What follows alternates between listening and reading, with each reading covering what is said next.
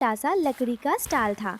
वहाँ रानो चिड़िया बड़े प्यार से कढ़ाई में भटूरे तल रही थी। वो केवल खाना ही नहीं बनाती थी, बल्कि अपनी सुरीली आवाज में गाना गाकर सबको बुलाती थी।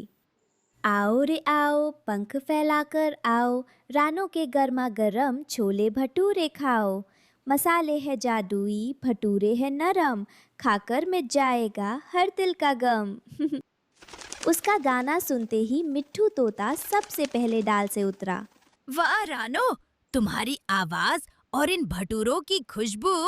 लगता है आज फिर मुझे पेट पूजा के लिए उधार मांगना पड़ेगा। अरे मिट्ठू भाई, आपके लिए उधार की क्या बात है। पर देखिए, आज टुनटुनी और तोती भी लाइन में पहले से ही खड़ी है। हाँ रानो, तुम्हारी दुकान के बिना तो ये जंगल सूना लगता है। ये लो मेरे मोती, और जल्दी से एक पेट लगा दो। सच में रानो, तुम्हारी छोले का स्वाद तो इंद्रलोक जैसा है। हम सब बहुत खुश हैं कि तुम यहाँ हो। सब पक्षी हंसी खुशी खा रहे थे कि तभी अचानक आसमान में अंधेरा छा गया। एक भारी आवाज गूंजी और सबको डरा देने वाली परछाई जमीन पर आ गिरी। वो था क्रूर भुल्ला चील। ओए रानो, गाना बंद कर और जल्दी से 4 प्लेट छोले भटूरे पैक कर। आज मेरा मन कुछ तीखा खाने का है। रानो की आंखों में डर तो था, पर उसने हिम्मत जुटाई। पिछले कई हफ्तों से भुल्ला मुफ्त में खा रहा था। भुल्ला भाई, माफ करना, पर आज मैं आपको बिना पैसों के नहीं दे पाऊंगी। पिछला हिसाब भी बहुत हो गया है। मेरा घर और दुकान इसी कमाई से चलते हैं। कृपया पिछला पैसा दे दीजिए। क्या कहा? तू एक छोटी सी चिड़िया मुझसे भुल्ला चील से पैसे मांगेगी? तेरी इतनी हिम्मत! भुल्ला भाई, वो सही तो कह रही है। मेहनत की कमाई है उसकी। चुप रह तोते। रानो, अगर तूने आज मुझे मुफ्त में नहीं खिलाया तो याद रखना, ये दुकान कल सूरज की पहली किरण नहीं देख पाएगी। मैं नहीं डरती। न्याय तो होना चाहिए। आप मेरा हक नहीं मार सकते। गुस्से में पागल होकर भुल्ला चील ने अपनी तेज चोंच और पंजों से रानो की दुकान की लकड़ियां तोड़ दी। उसने कड़ाही पलट दी और रानो का छोटा सा घोंसला भी बिखेर दिया। अब गा अपना गाना। अब कहाँ बेचेगी छोले भटूरे?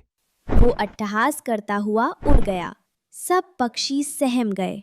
बहुत बुरा हुआ रानो, पर हम क्या कर सकते हैं? भुल्ला बहुत ताकतवर है।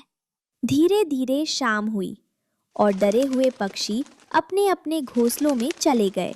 रानो अकेली अपने टूटे हुए घर के पास बैठकर रो रही थी। रात के सन्नाटे में एक बूढ़ी चिड़िया रानो के पास आई। बेटी, तुम इस तरह आंसुओं से जमीन क्यों भिगो रही हो? माताजी, सब खत्म हो गया। मेरी दुकान, मेरा घर, उस क्रूर चील ने सब उजाड़ दिया। अब मैं कहाँ जाऊंगी? क्या खिलाऊंगी सबको? बूढ़ी चिड़िया मुस्कुराई और अपने झोले से एक छोटी सी पोटली निकाली। रो मत बेटी, तुम्हारी ईमानदारी और मेहनत ने परियों का दिल जीत लिया है। ये लो, ये साधारण छोले भटूरे नहीं है। इसे परियों ने अपनी जादुई शक्तियों से बनाया है। मैं इसका क्या करूंगी? इसे इस उजाड़ जमीन पर रख दो और पीछे हट जाओ। कल सुबह एक नया सवेरा तुम्हारा इंतजार करेगा। रानो ने वैसा ही किया। जैसे ही उसने वो जादुई भोजन जमीन पर रखा, एक सुनहरी रोशनी फैली और बूढ़ी चिड़िया ओझल हो गई। अगली सुबह जब पक्षी अपनी आंखें मलमल कर उठे, तो उनकी आंखें फटी की फटी रह गई। जहाँ कल मलबा पड़ा था, वहाँ आज एक आलीशान छोले भटूरे हाउस खड़ा था। अरे बाप रे, ये क्या चमत्कार है! रानो, कहाँ हो तुम? रानो उस जादुई घर के अंदर से बाहर आई। अंदर एक जादुई कड़ाही अपने आप खौल रही थी और उसमें से गर्मा गर्म फूले हुए भटूरे खुद ब खुद बाहर निकल रहे थे। दोस्तों, ये सब परियों का आशीर्वाद है।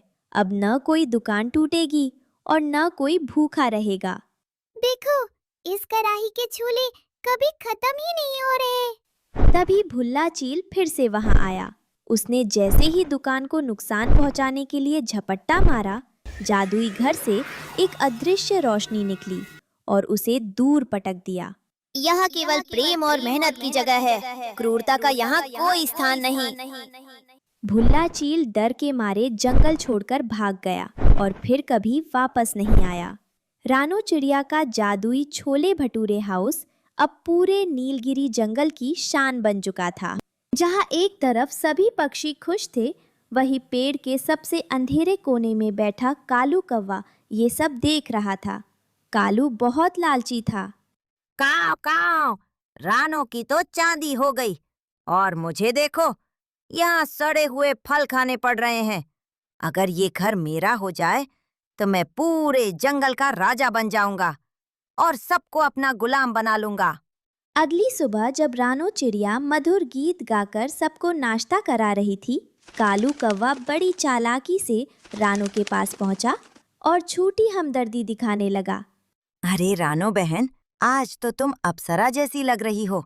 और ये घर, आहा, ये तो इंद्रदेव के महल से भी सुंदर है। पर क्या तुम्हें डर नहीं लगता? डर कैसा कालू भाई, यहाँ सब दोस्त है और परियों का आशीर्वाद मेरे साथ है।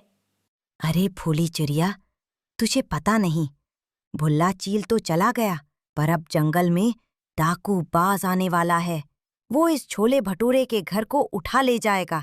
अगर तू चाहती है कि ये घर सुरक्षित रहे तो इसकी चाबी और जादुई कढ़ाई का मंत्र मुझे बता दे। मैं इसकी रखवाली करूंगा। कालू, अपनी काली जबान बंद रख। रानो, इसकी बातों में मत आना। ये खुद बहुत बड़ा चोर है।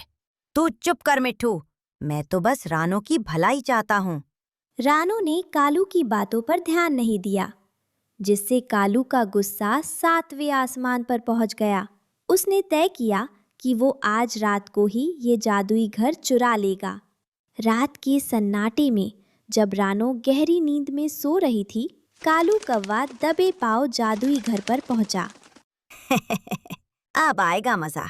ये रही जादुई कढ़ाई, अब मैं इसे यहाँ से उखाड़ लूंगा। जैसे ही कालू ने अपनी गंदे पंजों से उस पवित्र कढ़ाई को छुआ, कढ़ाई में से गरम गरम भाप निकलने लगी।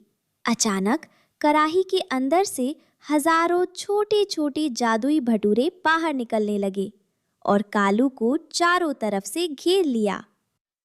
अरे, ये क्या हो रहा है? ये भटूरे मुझे छोड़ क्यों नहीं रहे? बचाओ, बचाओ! भटूरे कालू की पंखों पर चिपक गए और उसे हवा में गोल गोल घुमाने लगे। शोर सुनकर रानो और बाकी पक्षी बाहर आ गए। देखो, कालू चोर पकड़ा गया। ये रानो का जादुई घर चुराने आया था। कालू भाई, लालच का फल हमेशा कड़वा होता है। मैंने आपको अपना दोस्त समझा था, पर आपने मेरी पीठ में छुरा घोंपा। अचानक वही बूढ़ी जादुई चिड़िया फिर से प्रकट हुई। कालू कौवे, तूने उस चीज को हाथ लगाने की कोशिश की जो केवल शुद्ध हृदय वालों के लिए है। अब तेरी सजा यही है कि तू 7 दिनों तक जंगल की सफाई करेगा और रानो के ग्राहकों के बर्तन धोएगा। मुझे माफ कर दो माता। रानो बहन, मुझे माफ कर दो। अब मैं कभी लालच नहीं करूंगा। उस दिन के बाद कालू कौवा बदल गया। वो अब रानो की दुकान पर वेटर का काम करता।